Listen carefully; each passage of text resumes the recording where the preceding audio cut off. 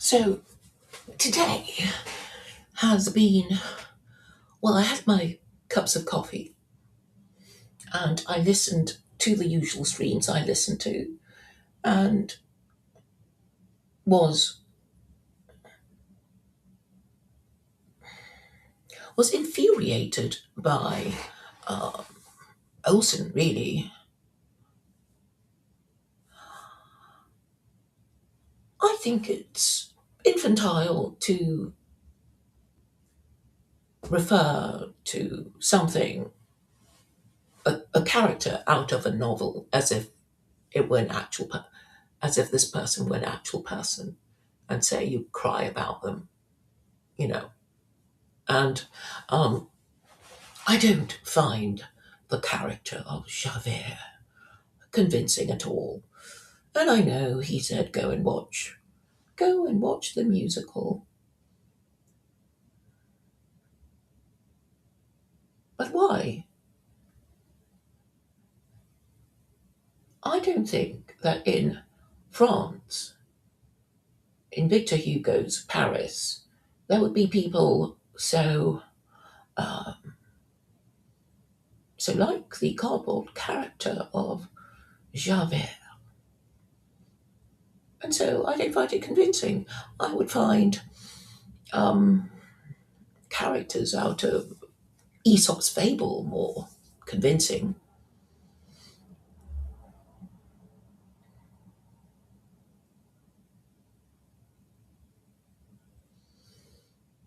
But what can you do with infantilized men who can't face the truth, right?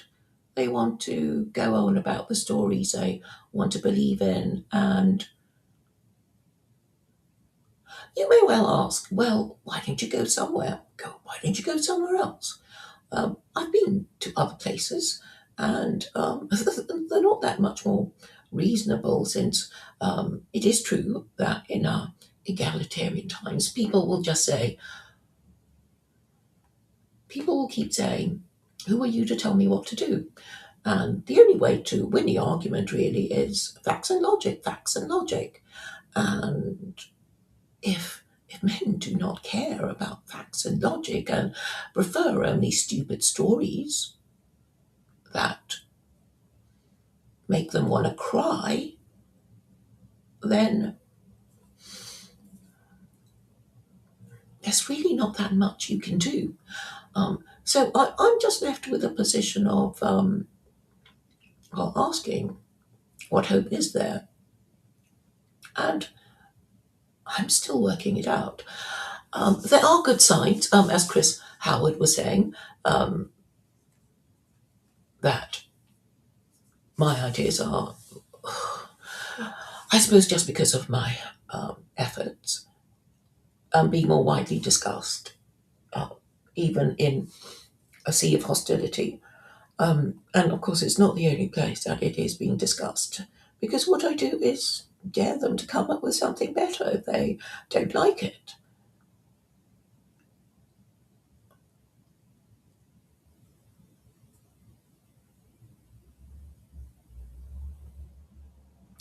And I suppose this will come as a disappointment to people who have been hoping that I would be convinced eventually that I have embarked on a hopeless course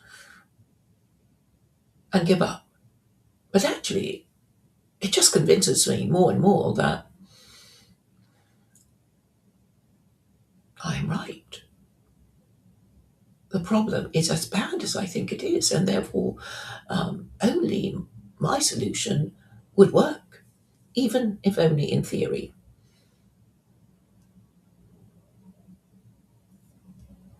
But yes, please do go back, do go to the Chris Howard stream on, well, that I've just come from, which is today, 3rd of June, talking about, yes, having to field all those accusations like, you're wrong. Where do I even begin to say that you're wrong? And And I said, well, just name the thing that I'm wrong about. It's not really fair to say, well, everything you say is wrong, and I don't have to say anymore. But this is obviously a very common tactic for people who wish to discredit me, because if you really, if it would really were the case that everything I say is wrong, then it shouldn't be that hard for you to come up with something, just casually say what I've said that's so wrong. And it's always the same. It's always the same line, really, or you're doing it wrong. You're not making us like you. But you see, I do not court popularity, whether you like me or not, whether you like what I say or not, is irrelevant to whether what I say is true. And if what I say is true, surely isn't that what you should submit to? Because really, when we are saying that we know the difference between true and false and right and wrong, we are, in a way, expressing our conviction about our system of beliefs. So I understand that a lot of people, even scientists, cannot really explain why they think the Earth goes round the sun rather than vice versa. I've tried it with a physics graduate and they couldn't tell me because they never even had to learn it. They just assumed it must be true because it's, one of the things that we assume to be true because we are, of this group of people who are in the mainstream and we are not, flat earthers. There will always be a hierarchy of beliefs. And these sets of beliefs rise and lower in status depending on what the political orthodoxy is and how how quickly they rise and how quickly they fall, and could be to do with the political environment, whether there has been a revolution, and also what the current political orthodoxy is. So there we go. The current political orthodoxy is liberalism. Liberalism is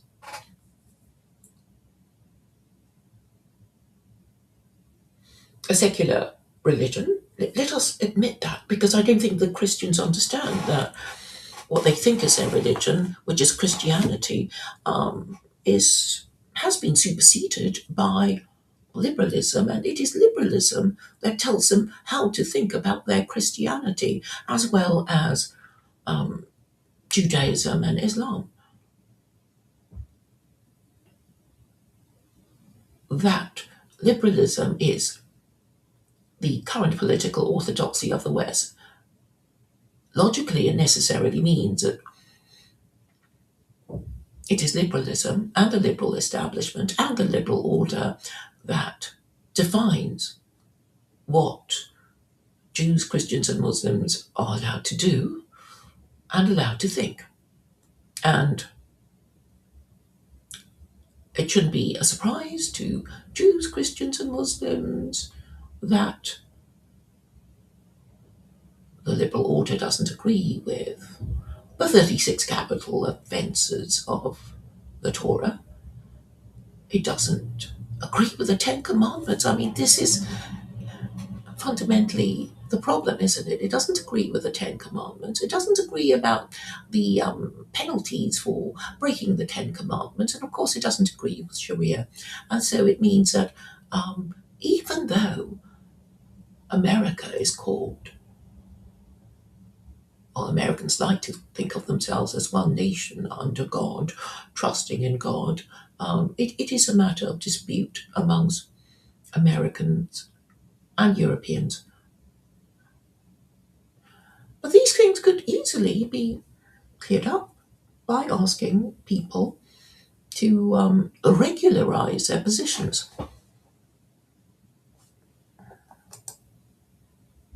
Oh, tax, insurance, accessories. It's such a shame that you never say anything important.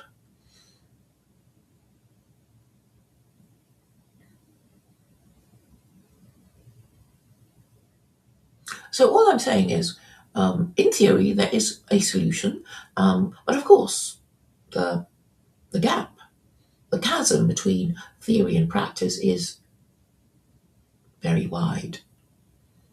Particularly when nobody nobody actually dares to say what the solution is, right?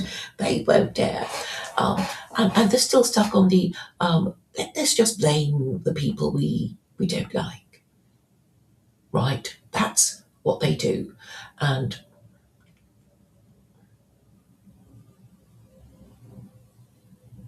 this is more popular because people who complain can always blame the government, and then they can blame who they think is behind bad government policy and who controls their government, and then the blame game begins. And it is always safer to stay in the group of complainants because if you if you propose a solution, there will be a lot of objectors, people who will of course say, who do you think you are? Who are you to tell us what to do? How dare you tell us what to do? Do you think you're better than us? And I would say, possibly I'm better than you if I have got a handle on the problem. And even if my solution is could not work because it's wrong in theory or impossible in practice or something like that, I would still be better than the people who complain and never propose a solution. Obviously, to win the argument against me, you would have to say, well, your solution wouldn't work even if it were implemented, or your diagnosis of the problem is incorrect. Well, that would be that I would accept that, and therefore, if there are no competing solutions, then it does appear that I am the most high status person around. Though, of course, in a society where men routinely avoid facts and logic, that's not going to mean a lot to, well, the people who are complaining about the problem and not even proposing a solution because they're too scared.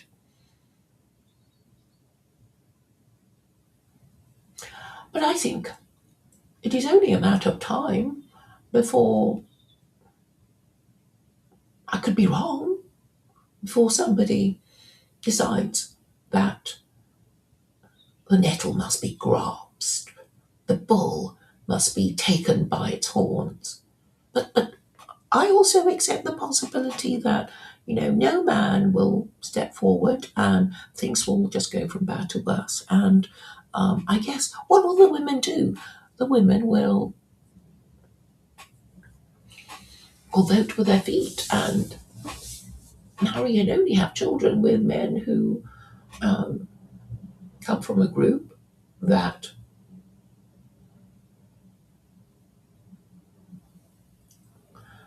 appears stronger than the men who don't have a solution and dare not discuss the problem and continue to deny the problem. Or if they try to discuss a problem, they will not be able to get to the point. And so nobody even understands what they're saying. Did you watch yesterday's stream on the Vaturecci channel with me and David Busuttil? Busuttil? Did you watch that? Maybe you've gone. Maybe you're still here.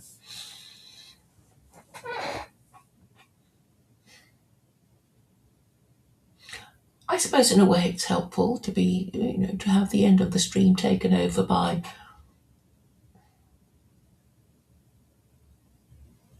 a woman who seems incapable of. Well, she said I haven't got to the sweet spot. There's nothing sweet about what I'm saying. So she was saying I haven't um, addressed the problem, and then I asked her what she thought the problem was, and then she hummed and she hawed, and she never said, "Oh, Yoav is here."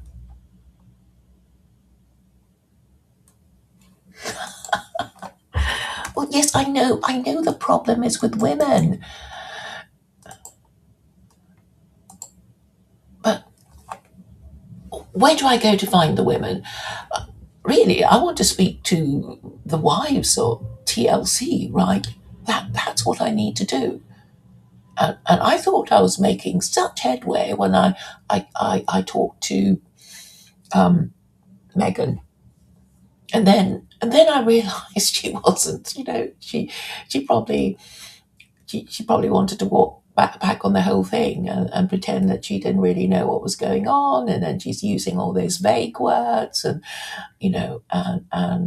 she wants to be nice to both sides, and so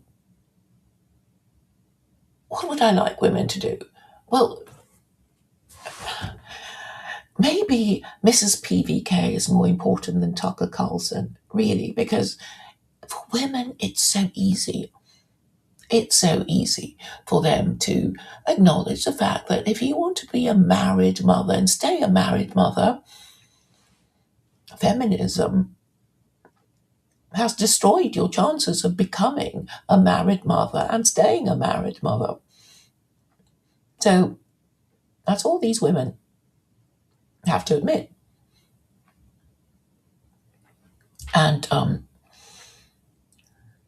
they could just admit that maybe if they were an American husband, they might be afraid of having their wife divorce them under the rules of no fault divorce. They just have to use a bit of imagination, right?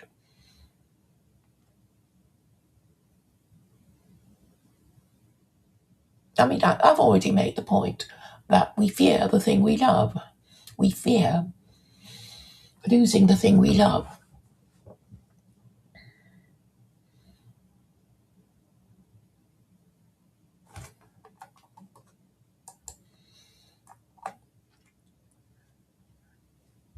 So I don't know what you're trying to suggest, Yoav, that are there even any women? I know PVK told me to talk to Pearly Things, but she doesn't have solutions. She just goes around saying men have been emasculated. I know she's started talking to some Orthodox priests, but there's no point doing that in America because of the separation of church and state, as I keep explaining to Americans, and they don't get it. It doesn't matter whether you're a Jew or a Muslim or a Christian. If you go to Congress and say, "Oh, but you know, our Torah says sodomites are to be stoned to death, fornication is a mortal sin," Congress will tell you to sling your hook and go jump in a lake. Right? That's what's going to happen to you. So what could women do? Well, they could talk to me, as Megan did, and then more and more women might get the message. And it would help if women could be more honest, but they, of all people, feel more protected, that by the law than men. So David Busutil was kind of saying, well, if men went around saying things like me, they might get assassinated.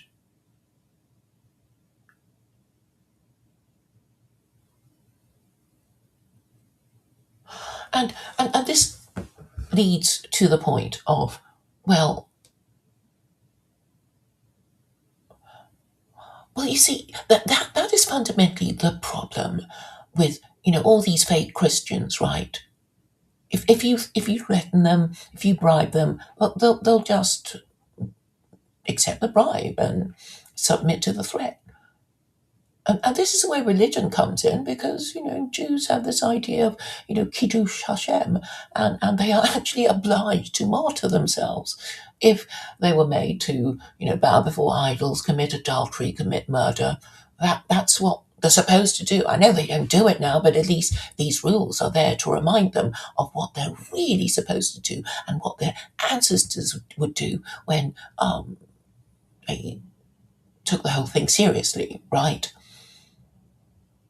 And so that's why these rules are important. If only to remind us that, us lawbreakers, that they were there for a reason.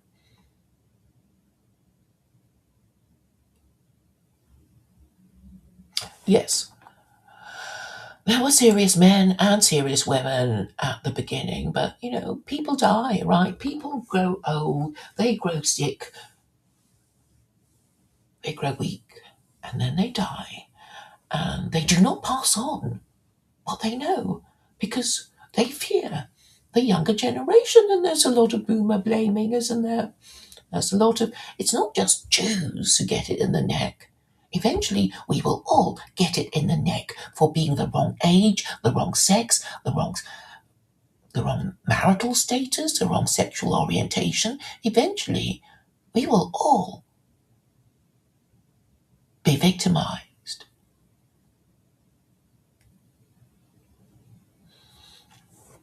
It would be nice if there was a race towards virtue between the men and the women to compete to be the one who gets it first and does the right thing first. And all it takes, and I go on about it not because, I'm trying to lead a revolution. Of course, I can't lead a violent revolution and take over all the news outlets and control the army. Of course I can't. My channel has pitifully low live viewers. Right now, there's only one. But does it matter if, the right person is listening? Because in a way it doesn't, right? It doesn't matter. As long as the right person in a position to do anything is listening. And I would suggest to you that anyone who has children, who wants legitimate children, who would like the possibility of having descendants, and descendants who think well of them, at least. We don't want our descendants to think of us as Aztecs or the people who submitted to Aztecs when we knew better. At least I've got it off my chest. At least I've got it on record that I tried, even if no one listened. There's even a verse in the Quran that says all civilizations do get somebody to warn them before their civilization is wiped away. So I suppose anyone who has listened and understood and pretends not to understand or strawmans me is in a way acknowledging that they understood what I'm saying. They just didn't want to hear it again and again. But then why would they ignore their moral imperative? What is the moral imperative? I'm saying it's facts and logic. Facts and logic are sound arguments, right? And I think once we acknowledge that something is true and we ignore it, it works on our conscience. We think, well, that's right, but I don't want to do it. And it nags away at our consciences and it creates neurosis And that's why you get so much neurosis in TLC. You get men who can't say what they mean. They have always to, they always express themselves in this terrible roundabout way. And even when you really concentrate, you can't. You can't really understand. And I think all these indirect ways of speaking is really to, make the person listening think, that they're not referring to the person that they're addressing, that I'm just making some general point about, blah, blah, blah, when they should be saying, you said something, and this thing you said, I agree with or I don't agree with. And if you don't agree with it, you have to say why. And the thing is, they don't want an argument about it because I guess they already know they can't win. So, what is the religion of the West? It is feminism, right? It is feminism because feminism says men are the same as women. They're equal to women. Gender is a social construct. So, just as it is up to women to step up to the plate, it is up to men to refrain from saying anything. So, men also think it is their prerogative never to make up their mind. And the reason for never making up their mind is because they want to avoid action, and action should be taken only as a consequence of heeding their moral imperative. And that's why they pretend not to understand. So if you were listening to Tunji earlier, um, he did say a few things. He did say he tries never to engage with me. but But even if he doesn't want to engage with me, I can understand what he's saying. And he said things are getting worse, and he can't get married, and he doesn't know if he should marry or if he should leave Europe. Where would you run to? Where would we run to anyway? And will things necessarily be better? And what does it say about men if they just run away? They are just deserters and cowards. Yes, David B was sincere, and he asked me the hardest questions that he could, and then PVK came along. I think I answered his questions well. I think the hardest question for women would be the wife beating verse, and I answered the question a long time ago, so I'm not nervous about that.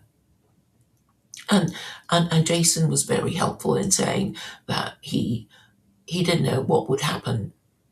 He didn't know what would have happened to him if he were not occasionally, um, uh,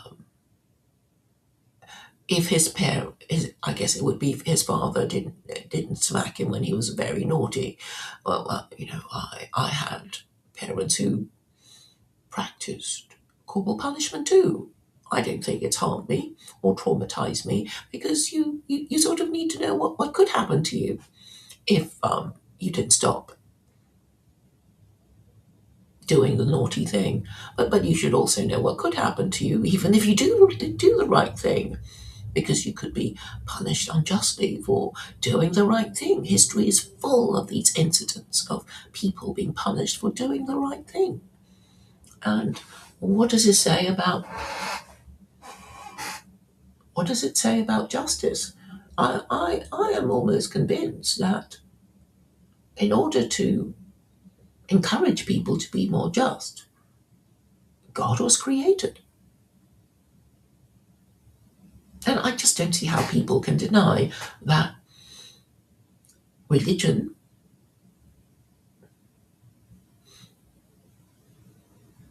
is the best way of measuring morality because you can at least say, well, this religious group does better than the other religious group. And then you can, be this social anthropologist and ask yourself, well, why did this religion do better than the other religion who didn't do quite so well? And, you know, I've got the answers at my fingertips. But with regard to David and me talking, well, Sandy came on and I know she's not really well. And she was also addressing me in the chat.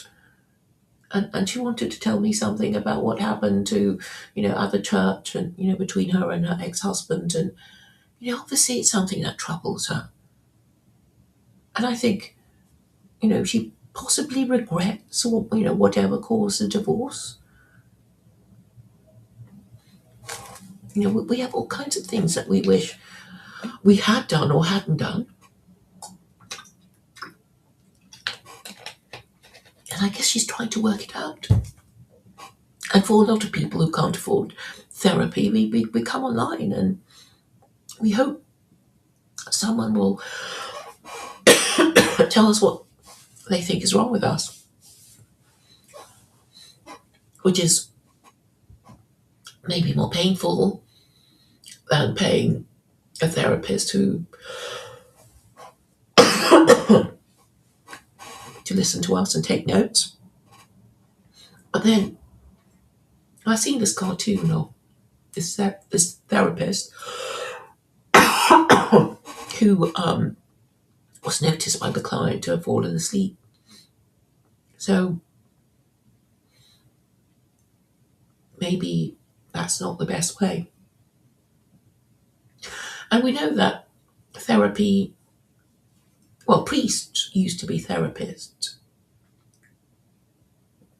That we know priests were, would be trained to conduct exorcisms and the like, and pastoral care is a kind of therapy, isn't it? You let people say what their problem is, and you might offer helpful advice, which is what PBK does. And then you get other members of the group who are not quite so polite and will tell you exactly what they think is wrong with you, and which you may accept or not. But yes, this talking in the end will get us what we want. And all I'm doing is suggesting quicker ways of doing it, quicker ways, because the longer we leave it, the worse the problem gets. And it's not that hard to see that you are more likely to solve your problems with facts and logic than if you make a point of rejecting it. And this is the cultural environment we are now in. We have men who don't value facts and logic, who think vaguely in terms of violence, and who affirm their identity by turning up the dial of hatred and fear. And we are dealing with people who fundamentally are behaving like children and saying, I expect somebody else to clear up the mess. And I'm saying there's no one else to clear up the mess. Do you expect the women to clear up the mess? Do you really? And the only way to even make the women want to clear up the mess is to put the arguments to them, right? You have to put the arguments to them in a way that they can understand. And if they get upset, well, at least they've understood partially your message, right? But if you say things in such a roundabout way that they ignore you, it means that you have not conveyed the message. And of course, you owe it to yourself to check if they really understood the message, if they even heard. But if you watch the stream that I was on with David on the Valtrerecci stream, you will see somebody called Mitch coming on, and he was trying to say something. I didn't really get what he was saying, and this is fundamentally my problem with the TLC men. They all seem to suffer from this disease of not getting to the point, because I guess they fear to get to the point.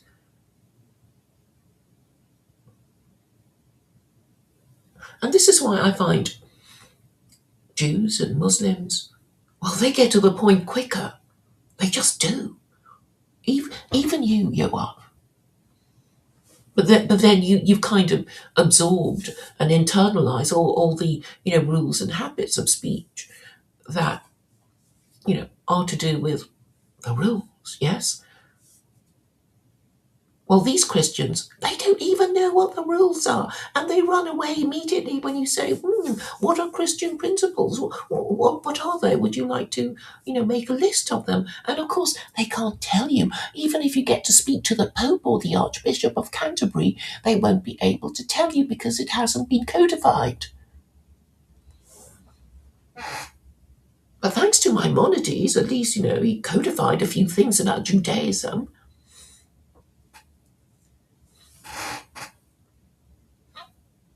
And so with religions relying on divine revelation, such as Islam and Judaism, you will get people of that religion taking their divine revelation seriously enough to want to codify it. Of course, it's tempting. You have the book of Leviticus, you have the book of Deuteronomy, and it's like do's and don'ts. So, of course, you're going to want to make a list of them so it'll become clearer.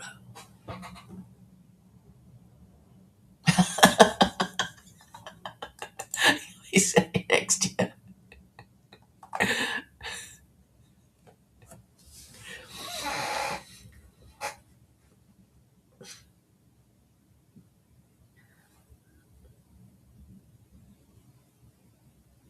But you have sons. I mean, I used to think, I'm going to talk to, married fathers, because obviously if you're an incel, as they say, then you have no stake in the future. You won't be thinking. You won't even know. I mean, people are so incapable of abstract thought that if you said posterity, they'll say, "What is it?" And if they looked it up, they'll say, "I don't care. I'm an atheist. I don't care what happens to my society after I am dead. I just don't care. You can't make me care." But it's possible that those who have legitimate offspring, they might care.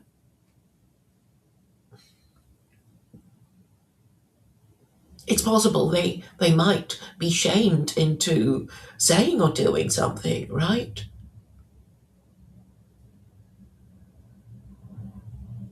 Now, I wish I could remember what. So Olsen was complaining in the chat, I forget whose chat, that his wife wanted him to agree with her about somebody being evil. And I remember engaging with him about it and saying that I didn't think that person was evil, but maybe it was Tucker Carlson. I'm not sure. But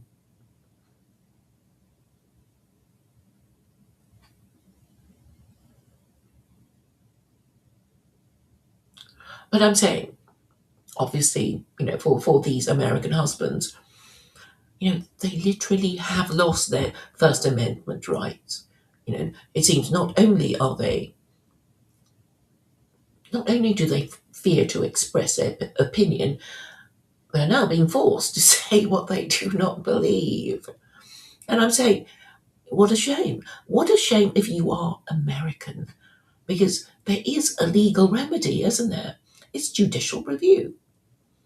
If anything the government does causes your First Amendment right to be infringed, there is a legal remedy. It's called judicial review. So, I mean, that's why I go on at Americans. I don't talk to Europeans or Australians or Canadians because I know they virtually have no rights. So there's no point talking to them. So I do make a bit of a distinction between who I should talk to and who I shouldn't. And that's why I concentrate on Americans. I mean, if America is a global hegemon that is, you know, the biggest bully in the world, you would expect, well, the the people in a position to do something about it to be American voters, right? And if they're saying, oh, not me, not me, the crisis, what crisis? Everything's fine, go away. And I do appreciate you are for saying, for admitting that you try to influence American politics in order to uh, influence your own politics. And I'm doing the same. I'm doing exactly the same thing as you are.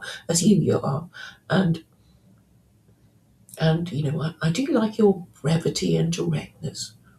And I do despise the inability of these Christians to say what they mean because they don't actually mean anything. They just want to pretend to be Christian and avoid all the hard questions, such as, why even be Christian? Because the whole construction of Christianity is to make them stupid, right? That they're meant to obey their absolute monarch, and if their absolute monarch does anything that upsets them, they have to pray to Jesus to stop being so upset, and that's it.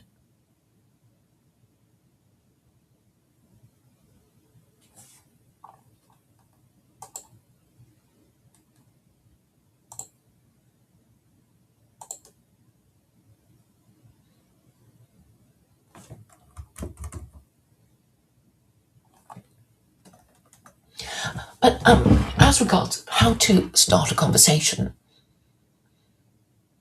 all you have to do is think of an appropriate social occasion to say, to ask the people in the room, what is the nature and purpose of religion? And you don't have to be any particular religion. You can be any religion in the world. You could, start a philosophical discussion about the nature and purpose of religion. And you don't even have to say anything about your own position. You are inviting others. You're interested in what they might have to say about the nature and purpose of religion. That was what I suggested to Megan. We saw her cooking while Chad was playing his guitar. So I don't think it's that hard. I mean, her cooking made me think of, dinner parties she could be hosting, and she could, go round the table and ask all the guests what they thought was the nature and purpose of religion, and start a national conversation that way, or even an international conversation.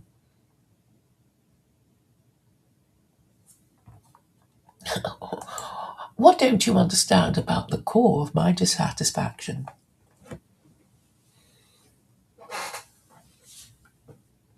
I would just like people to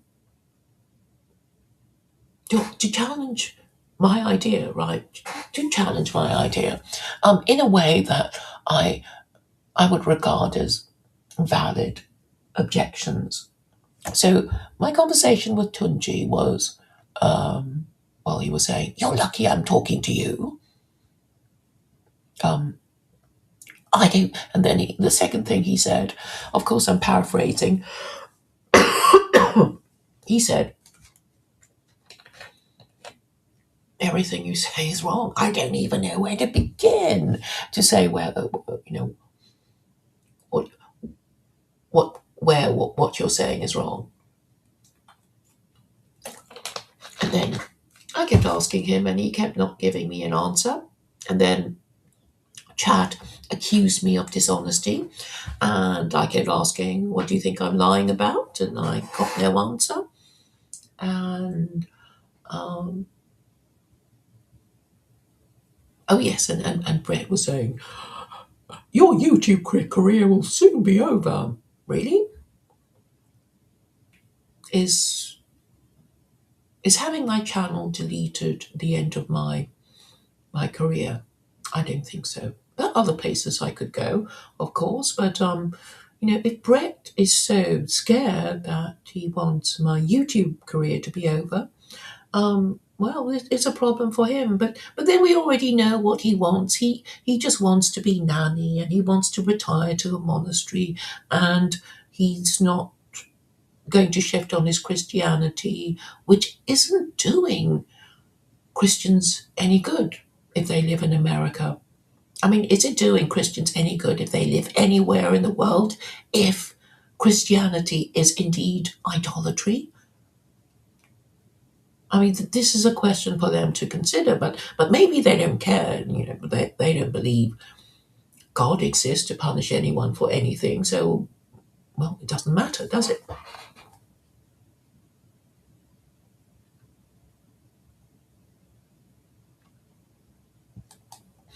The core of my dissatisfaction is, well, things are not running as they should be. I'm saying the problem, in a way, is very, very easy if you just want to focus on why why men are so helpless, because they think they're women, even the ones who have no desire to change their sex or have gender affirming surgery, is that they don't want to really do anything that might cause trouble. And that's perfectly understandable, except that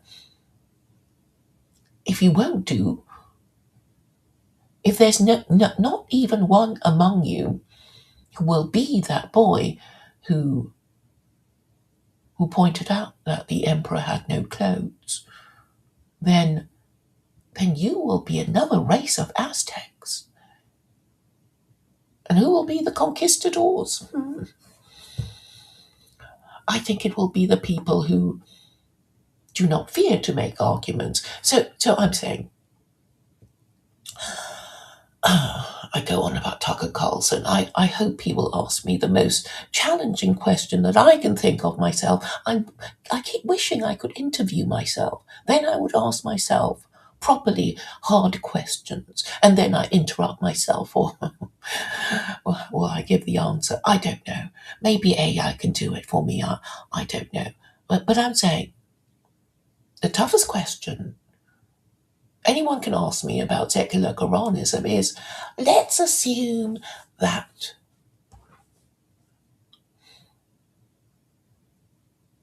enough men in the ruling classes agree with you, and they're going to help you, and they're going to give you an interview on Tucker Carlson. Oh yes, you've got your interview on Tucker Carlson, and you have your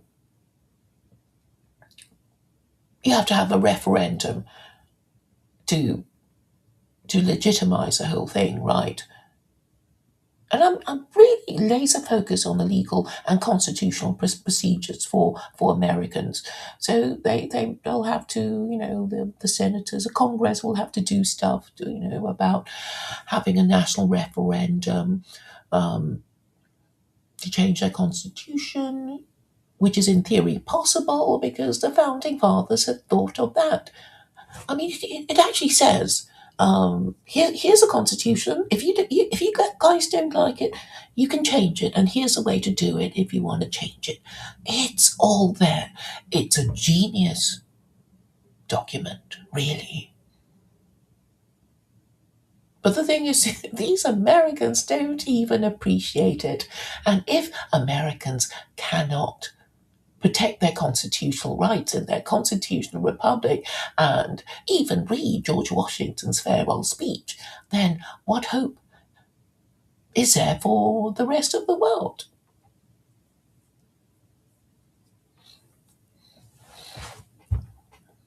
And I'm not even asking them to do anything hard. I mean, they just have to read George Washington's farewell speech, and I did ask somebody, a Floridian, to read it, and he said, I tried months ago, I still haven't finished it yet.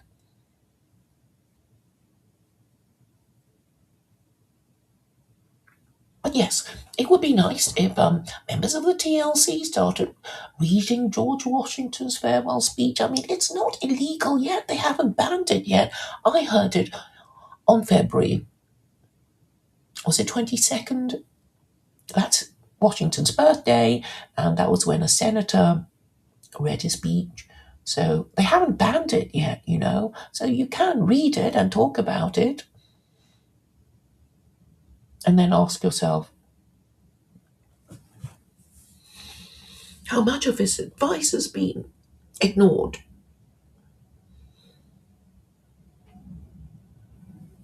I suppose I have to say it 100,000 times before people will do it. But yes, you don't have to be American to read it either. I mean, actually, it would be great if the Russians, the Chinese, Iranians, everybody else, they all read it. Israelis too, because, well, Israel is just a proxy of America anyway, isn't it? You're just a colony. You're just there to fight and die for American imperial interests.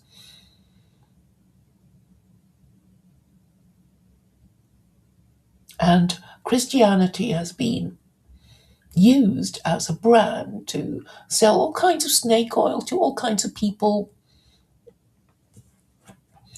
And Israel is basically run on the rules of Christian Zionism. It's not, the Jews are not capable of, of living in Israel in their own right. All the nuclear weapons that people say they have, of course, they're being provided by America, and probably the US government retained the codes. So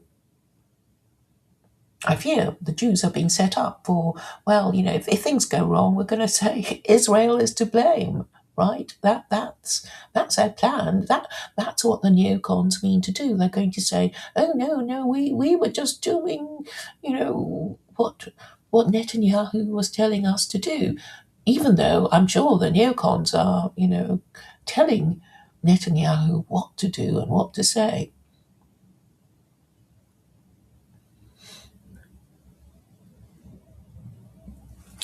Oh, but the pity of it is that America, in theory, has all the structures are already there. Um, there was Rabbi Schneerson, whose birthday is commemorated, and it's called Education and Sharing Day. You could talk about it. I'm not pulling something foreign and un-American out of the air and say, oh, Americans must do this and they must do that. All I'm doing is referring to George Washington's farewell speech, and they won't even talk about it. There's something deeply wrong. I'm referring to theology of the Abrahamic God. You would have thought, well, we're one nation under God, trusting in God on their dollar bills, and they're going, oh, well, you don't mean us, do you? Nothing to do with us.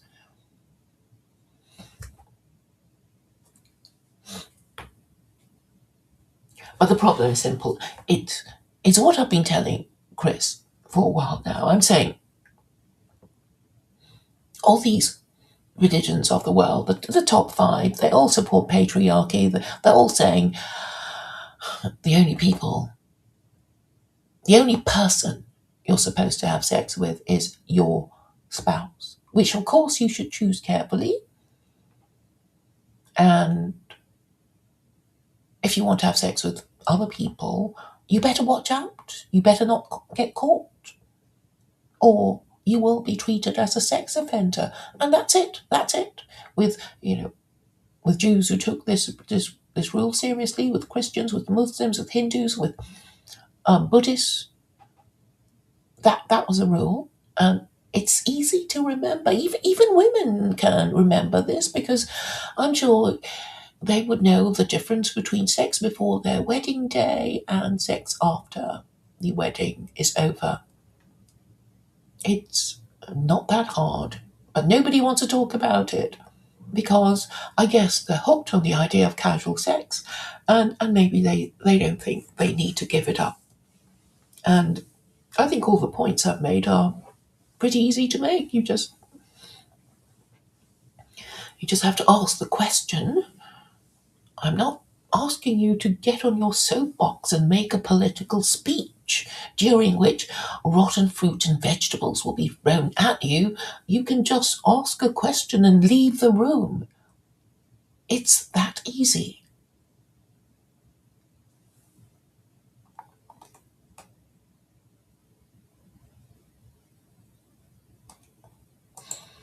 Welcome, yon God.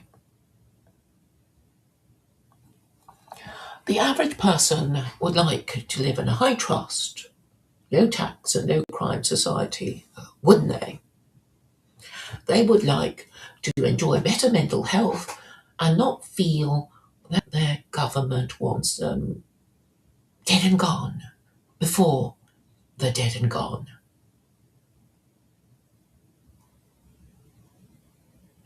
They want to think that they are living in the best country in the world,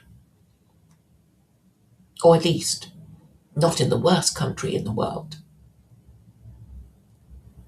I think these things matter. Mental health is the spiritual aspect of religion. You can divide religion into,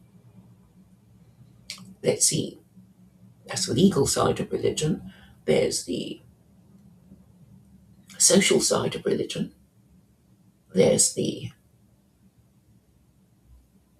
spiritual side of religion. Well, what is a spiritual side of religion? Is to make you feel safe and good, and make you put up with your suffering with grace, without complaining or blaming Jews or blaming foreigners. You think, well, I might have done something wrong. I wonder what I did wrong. I will go through the list of things that God forbade or told us to do that we have not done, or I have not done, or which I did, even though I knew it was forbidden. It's so simple.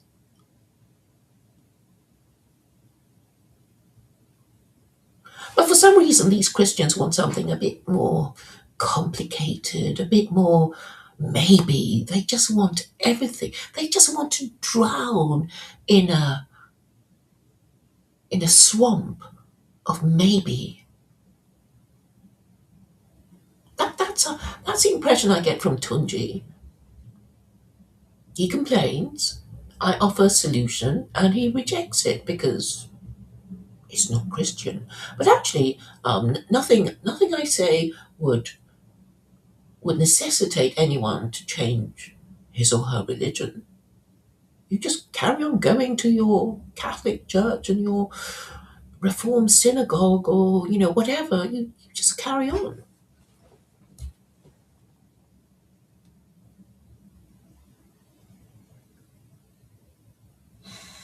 And sex parties. Well,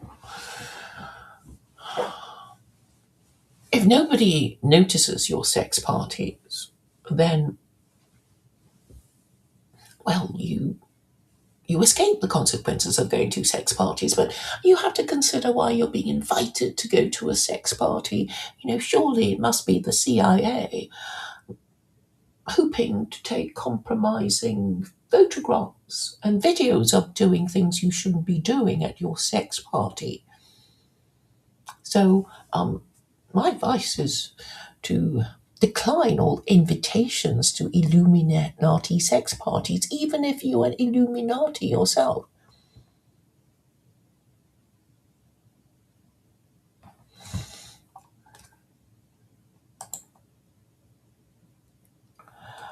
So, Yoav, do you know of any elite sex parties in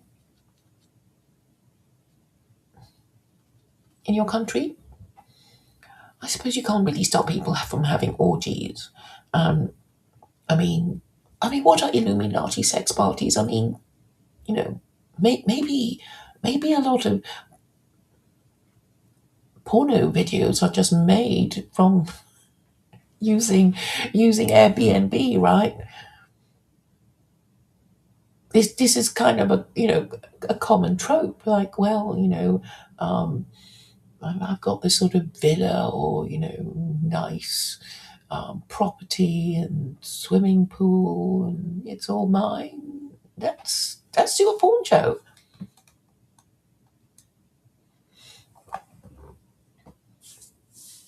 Yeah, I'm advising, Illuminati not to go to these sex parties because I think even they are redeemable. Because I think the problem is redemption, isn't it? People feel they have to double down because they think I'm in too deep. I can't. Um, it's too late now, right?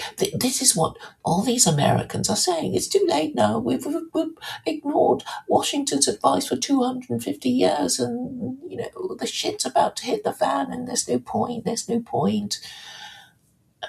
And I'm saying, well, the whole point about religion is to instill in its adherents an attitude of optimism and hope in redemption. And irritatingly, Olson just can't, he always talks about grace. And I'm saying it's redemption, isn't it? It's redemption. And the story of Jonah.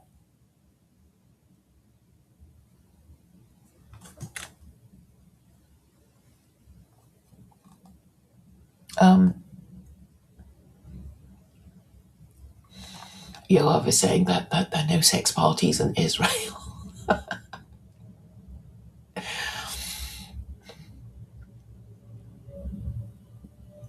I know there are Airbnbs in Israel, so some sex parties and porno videos might be done, you know, in these nice properties. But who knows? It doesn't matter. It doesn't matter. The point is, it's obviously sex that is the issue, right? There are people who think it's our human right to have sex with people we're not married to, right? And this attachment to this kind of thinking has become a religion for these people. And so, in a way, you can say this is the consequence of sex addiction. Not that you're even doing it; you just think it should be all right and it's moral, because, well, I mean, can you get them to explain why they think it's moral? I mean, under my system, you could still have sex parties. You just don't have to. Um, well, you can't have free porn. So if you want to enjoy your porn, you have to pay for it. It can't be available to school children on their mobile phones. I mean, is that too much to ask? You know, pay for your porn. What's the problem? Pay for your porn.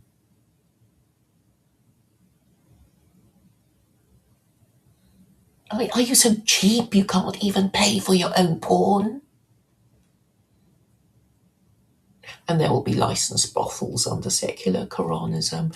I know the Muslims go ape at this, but there is a verse in the Quran that says, "Do not force your slave girls into prostitution if they wish to remain chaste." And I thought, great, if they don't, but if they want to be prostitutes and if they don't want to stay chaste, then you must provide for them a safe environment so that and this means a licensed brothel. That's all it means. And so, for men who are very attached to the idea of getting free porn, they or free sex, um, that would have to change. And anyway, according to the story of Rahab, I think it's in the is it in the Mishnah? Um, Anyway, Rahab was meant to be a prostitute, and she married a prophet of God. She married Joshua. So I mean, if that isn't a story of redemption, I don't know what is. Maybe it's even better than the story of Jonah.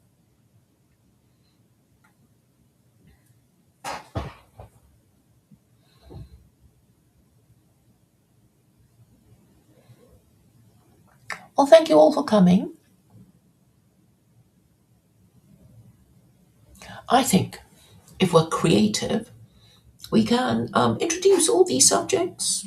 I mean, if you want a bit more advice about, how to start a conversation at your own dinner party, talking about the nature and purpose of religion, and you don't have to say anything, and you invite your guest. Now, what do you think? Guest number one, what do you think?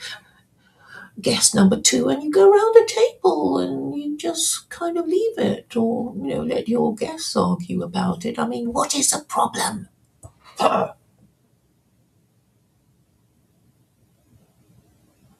In school, they interpreted the relevant word as a seller of groceries. I'm not sure what you mean. What do you mean, Yoav?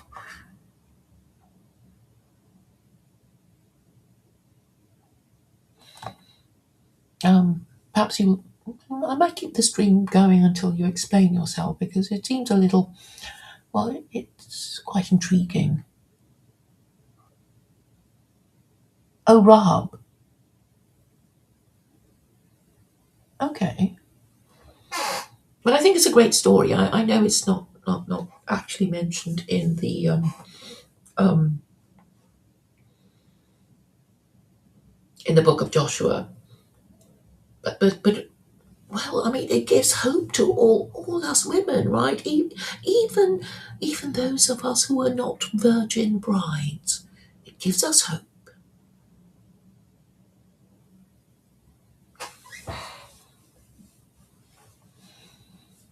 I mean, when you think about it, I mean, the way people talk about body counts, it's like, well, you might as well have been a prostitute, right? If you have, you know, a very high body count. And these days in the UK, that this woman who I don't know what was she trying to do? She was going to have sex with 100 men in one day or something like that, and her parents were organising it for her. It's ridiculous. So all that shame has gone out the window. So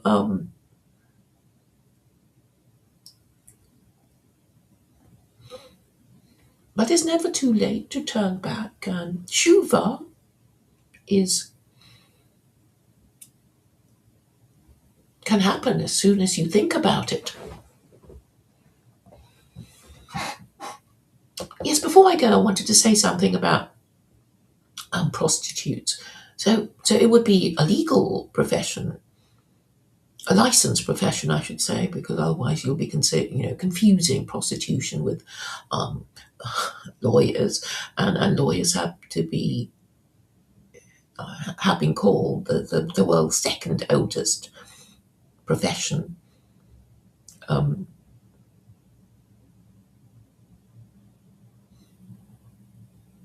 I've forgotten the point I was trying to make. Ugh. Yes, so there are licensed brothels in Germany and quite a few countries, and this should be how it is, because really a lot of um, a lot of men find that uncomfortable because I think a lot of men think they can, the men who don't like prostitution legalized or don't like the idea of going to a prostitute is because they think they're sufficiently charming to be able to persuade a woman to give them sex for free. That, I think, is the objection of the more attractive men. But what if you're not you're neither attractive nor wealthy nor charming? Then you'll have to, and you can't find a wife. Well, that would be the other way of doing it. And I'm saying it should be legal. It should be legal because it will concentrate the minds of women. Because if you ask a young girl, or okay, a teenage girl, what she'd like to be, she's unlikely to say she wants to be a prostitute. She's more likely to say she wants to be a wife and a married mother. I perceive, the second option as not quite the thing. And once you reinforce that point, you will find that um, if you want to be a supplier of sex for men, you would want to be, the respectable kind, the married mother kind, and not the prostitute kind of supply of sex to men. And what about the group in the middle who are, the girlfriend sex? Well, that's a problem. This is a problem that confuses both women and men, and people get angry, they get disappointed, and then they start hating each other because the rules are not clear.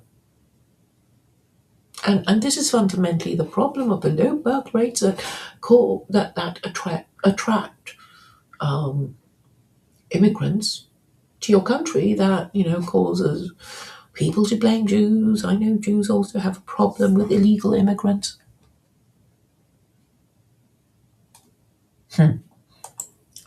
Yes, please tell me about the day about when North German ethics met Israeli technology. North German ethics? Are you talking about Lutheranism?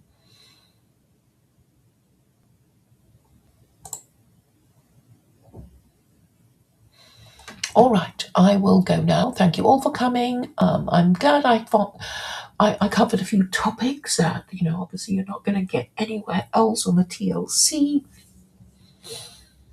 And really, all I'm doing is saying men should behave more like men, and women more like women. And we still don't know who will start behaving in a way more appropriate to their biological gender. Will women get it quicker than men? It would be nice to talk to some TLC wives, but they may be risk averse. But we'll see. Thank you all who have come and